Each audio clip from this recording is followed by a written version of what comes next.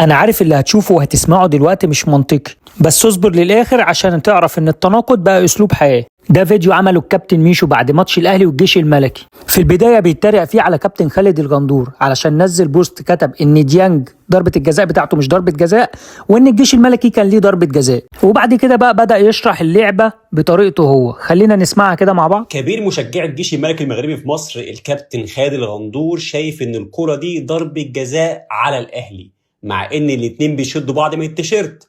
هتقولي بس في خبطه كمان بالرجل. هقول لك صحيح، بس ده اسمه خلق التحام، بمعنى ان لاعب الجيش هو اللي حط رجل قدام ياسين مرعي والاتنين ماشيين مع بعض عشان ياسين يخبطها فياخد ضربة جزاء. طبعا مفيش حاجه اسمها كده، مفيش حاجه اسمها خلق التحام. في حاجه اسمها المهاجم حط جسمه قدام المدافع فلبسه ضربه جزاء، ومش خلق التحام خالص. بس يا عم خلينا نتفق ان هو كلامه صح، مفيش مشكله.